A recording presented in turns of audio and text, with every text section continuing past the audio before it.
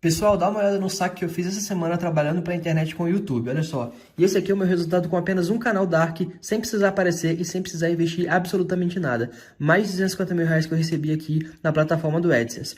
Quer aprender como que eu faço isso? Então clique no link aqui embaixo e vem comigo que eu quero te ensinar. Todos bem-vindos, domingão, dia nobre do futebol brasileiro, do futebol mundial, mas hoje um pouco miarradinho, né? Porque tivemos jogos importantes no sábado, mas teve clássico importante de um Corinthians, que em casa tá realmente exterminando a concorrência, e de um Santos que ganhou os últimos jogos, respirou, mas a matemática não é muito boa e o time também não, hein? A gente vai falar disso. Fábio Sormani, boa tarde, tudo bem? Tudo bem, Felipe? Boa tarde pra você, pro Zé também, pro fã de esporte, você tem razão. O Corinthians 2-0 pro Santos ficou barato. Era pra ter sido muito mais pelo volume de jogo que o Corinthians apresentou nessa tarde lá em Itaquera. Tudo bem, Zé? Tudo bem, boa tarde, seu Sormani, Felipe. Olha, eu vou arriscar vou dizer uma coisa que dói no coração. Pra mim, esse é o pior Santos que eu vi jogar nos últimos anos. Eu também. A gente vai falar sobre isso muito claro. Vamos dar aqui no estilo vilão de filme de ficção científica. Vai entrar aqui o Gustavo Zupac. Ele vai ficar poderoso. Cadê o Zupac? Pra gente dar aquele boa tarde. Tudo bem, Zupac? Como vai? Olá. Tudo bem, Zupac? Isso, hein? Fala, Júlio Bilota. Um abraço pra você. Um abraço, César Sormani, fã de esporte. Estou com os companheiros. De fato, foi um jogo em que o Corinthians amassou o Santos. Se tivesse terminado 4-0, não seria nenhuma anormalidade pelo que foi o jogo.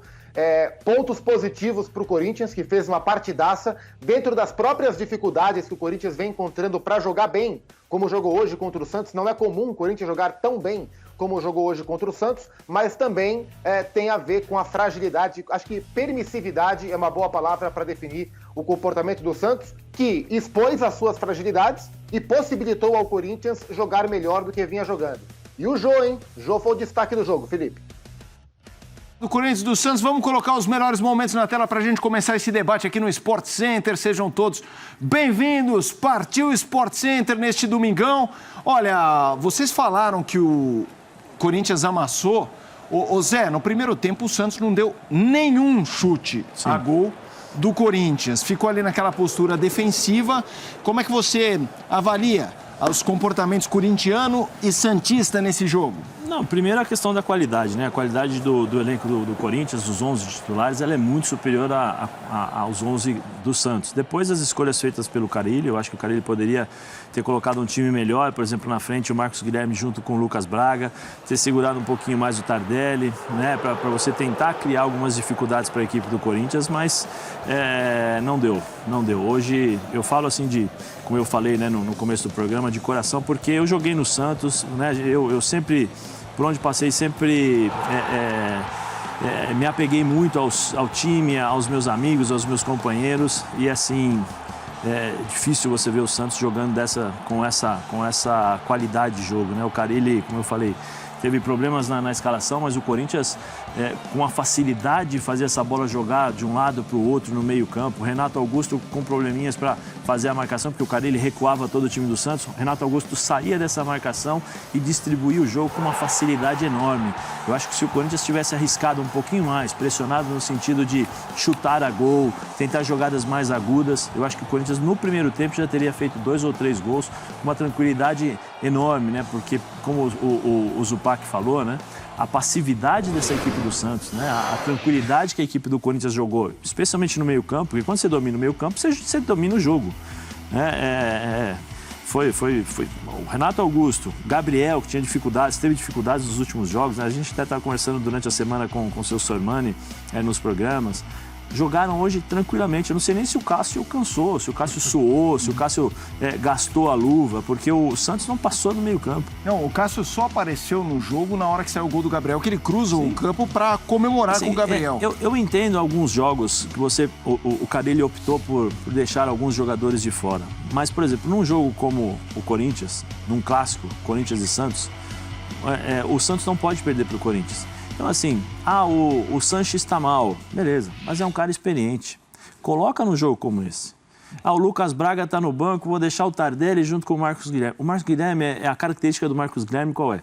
Ponta aberto, né? Ponta aberto, partindo para cima dos adversários. Ele não é centroavante, ele não tem essa qualidade para finalizar. Meio campo, o Zanocelo. Desculpa, eu não sei o que ele fez no jogo hoje. O Pirani, também não sei qual foi a função determinada pelo Carille, porque assim, eles não conseguiam dominar a bola. Quando o Corinthians falhava na questão da marcação na saída de bola e o Santos conseguia encontrar esses dois jogadores, eles entregavam para o Corinthians de novo. Então, assim, méritos do Corinthians, ótimo, jogaram muito bem, mas também pela permissividade da equipe do Santos.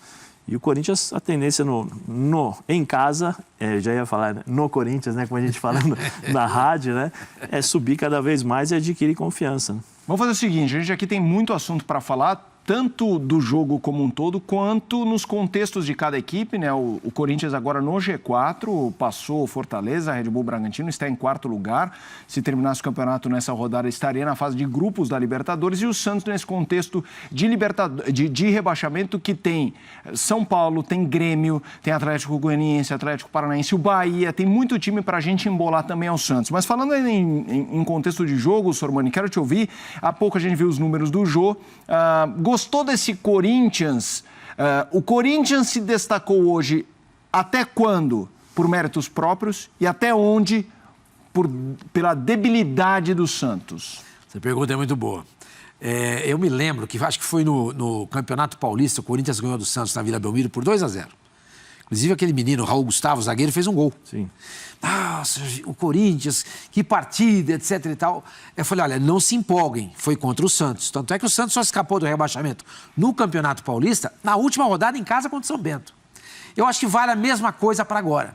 O Corinthians fez um grande jogo. É indiscutível, indiscutível. Mas você tem que ponderar, porque foi contra o Santos. O Santos, ele tem muita dificuldade para jogar em Itaquera. Muita dificuldade. Ele se assusta. Você pode trocar o time, que é a mesma coisa. Dificilmente o Santos consegue fazer partidas boas em Itaquera contra o Corinthians. Muito difícil. A pressão da torcida, o ambiente é claustrofóbico, o campo é bem pertinho a arquibancada é bem próximo ao campo, a torcida empurra, ajuda o Corinthians. Tanto é que o Corinthians, depois que voltou a torcida... 6 vitórias, né? 6 ou 7, uma coisa assim. Direto. A torcida do Corinthians, de fato, é um 12º jogador. Então, eu acho que você tem que ponderar, Felipe, respondendo a sua pergunta. Tem a parte do Corinthians? Tem. Teve a colocação do time em campo? Claro que teve. O time foi muito bem orientado pelo Silvinho, fez aquela marcação alta, não deixava o Santos respirar, o Santos mal conseguia passar do meio campo, teve tudo isso. Mas eu acho que teve também a falta de coragem do Santos nessa partida, entendeu? Dá para levar em conta? Até a página 9, como eu gosto de dizer. Mas foi uma grande partida do Corinthians, aquilo que o Zé falou, o Zupac também, e você idem, Felipe. Se acabasse uns 4 ou 5-0 para o Corinthians, não seria nenhum exagero pelo que a gente viu em campo. E Zupac, o Sormani tocou num ponto importante, que é essa história do mando corintiano, especialmente pós reabertura dos portões. Vamos lá. Corinthians e Bahia, 3-1. Corinthians e Fluminense, 1-0. Corinthians e Chapecoense 1-0, Corinthians e Fortaleza também 1-0, jogos inclusive que o Corinthians fez gol no fim do jogo, que a torcida até estava cabreira. Aí o 3-2 Cuiabá, um jogaço de belos gols, e agora esse 2-0 contra o Santos. 6 ou 7? São 6 jogos. Então o Zé tem razão. Aí o que eu te pergunto é o seguinte, Zupac, é interessante ver que rola uma bipolaridade com esse Corinthians na relação torcida com o time, né? A torcida apoia no estádio muito e o time ganha. Quando vai jogar fora, o time não performa e todo mundo quer a cabeça do Silvinho. Também pergunto, tentando achar uma lente que busque a realidade corintiana, qual que é? É a entusiasmada no estádio? É a revoltada quando joga fora? Ou talvez seja justamente o meio termo? Como em quase todas as perguntas dessa natureza, Felipe, eu enxergo a resposta muito mais próxima do meio termo. E acho que a gente tem que relativizar várias coisas. Antes, só para complementar o que o Sormani falou, se eu não me engano, esse jogo que o Corinthians ganha do Santos no Campeonato Paulista, o Santos estava com o time C e acho que foi o jogo em que o Ariel Roland pediu demissão, foi embora depois que foi pressionado no Santos. De fato, era um jogo fora do contexto, né? Era um Corinthians fraco contra um Santos time B ou time C, e de fato mostrou muito pouco do que seria a temporada, pelo menos para o Corinthians. Mas, assim, é verdade isso, e esses são os fatos, são os números, que o Corinthians vem bem demais jogando em casa desde a volta do público, e que nos últimos jogos não vem bem fora. O próprio Silvinho falou, e interessante que ele pontuou isso na última entrevista, que antes desses reforços chegarem, né, aquele Corinthians limitado, ele era o contrário. O aproveitamento do Silvinho na arena era um dos piores da história, e isso era a pauta dos programas. E fora de casa o Corinthians ia bem, porque a característica do time mudou. Aquele time não conseguia se impor em casa porque não tinha qualidade para se impor. E esse time atual tem tentado se impor dentro de casa. Mas eu acho que a gente tem que pontuar. Eu não acho muito justo a gente comparar o desempenho do Corinthians em casa em uma sequência contra o Bahia, que está na zona de rebaixamento, o Cuiabá, que não é um grande time, a Chapecoense, que está rebaixada, esse Santos que a gente está aqui apontando como um dos Santos mais limitados dos últimos tempos, e olhar para a sequência recente do Corinthians fora, que tem derrota para o Atlético e derrota para o Flamengo, mesmo com o time reserva. Então, claro que tem uma diferença de rendimento de dentro e fora de casa. Mas o perfil dos adversários que o Corinthians pegou em casa e o perfil dos últimos que pegou fora são muito distintos. Eu não sei como é que se comportaria o Corinthians, e eu estou curioso para ver, em casa, contra um time como o Atlético Mineiro, por exemplo. Aí eu acho que seria uma comparação mais justa para a gente ver qual é a diferença do Corinthians mandante e do Corinthians visitante. Mas é claro que nesses jogos, dentro de casa, o Corinthians foi muito bem. O Corinthians é um time que tem dificuldade para atacar, embora tenha agora bons atacantes. O Corinthians geralmente se organiza mal ofensivamente, é lento para trocar bola, para encontrar o espaço para penetração. Tanto é que a busca pelo centroavante está durando o campeonato inteiro, e agora o Jô deu uma resposta. E nesses momentos mais difíceis, com o estádio lotado, a torcida vai empurrando, e isso ajuda a um time que tem dificuldade para furar bloqueio e para encontrar espaço. Hoje não foi assim. Hoje o Corinthians se organizou muito bem ofensivamente, pelos espaços que o Santos deu, é verdade, mas foi um Corinthians que soube ter alternativas de jogo. Então o Corinthians variou muito bem o jogo, diferentemente de outros jogos, e eu acho que esse é um dos méritos. O corintiano que tem birra do Silvinho, e não são poucos, muitos exagerados, penso eu, eles estão numa linha que eu não gosto, que é assim, Corinthians ganhou, é porque o Renato Augusto é bom, é porque o Santos é ruim, é porque estava sol, Corinthians perdeu, culpa do Silvinho. Isso eu não gosto, e isso eu tenho visto bastante, inclusive após a vitória de hoje. Eu já vou querer ouvir todo mundo falando sobre esse negócio, tanto da situação do Silvinho, como existe a repercussão envolvendo o Silvinho nessa caminhada recente do Corinthians. Mas antes, vamos à Neoquímica Arena com os nossos repórteres, o Flávio Ortega acompanhando o Corinthians, o Eduardo Afonso, o Santos. Vamos começar com o Ortega, o mandante. O mandante chega primeiro aqui, vitória 2-0. Flávio Ortega, os seus destaques, boa noite já, 6h07. Tudo bem, Felipe? Um abraço a todos aí no programa, também ao Fã de Esportes, ao meu companheiro Eduardo Afonso, que me acompanha aqui nessa cobertura. Sem dúvida, né? Queria pegar um gancho do que o Zupac estava comentando, né? Sobre essa relação que ainda continua muito ruim entre o torcedor e o Silvinho.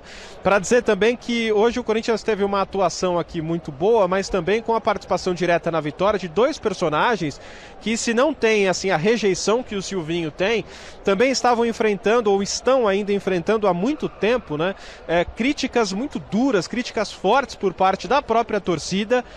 Jô e Gabriel principalmente, né? O Jô fez um grande jogo, não só pelo primeiro gol, mas ele em casa, nos jogos aqui em Itaquera, ele tem contribuído demais fazendo a parede, né? O trabalho de pivô para os jogadores que vêm de trás, né? Preparando as jogadas para o Roger Guedes, para o Renato Augusto, para o Gabriel Pereira, depois o William, que hoje voltou, entrou depois de 7 rodadas. Então o Jô tem se mostrado um jogador muito útil quando o Corinthians joga com esse tipo de propósito, né? Intenso, para cima, jogando em casa, que é uma postura radicalmente diferente, né? Com o que foi apresentado em jogos como visitante diante do Galo e também do Flamengo recentemente. E o Gabriel, né? É um jogador que sempre quando é escalado, quando sai a escalação do Corinthians, é aquele jogador que o torcedor mais critica nas redes sociais e aqui também no estádio.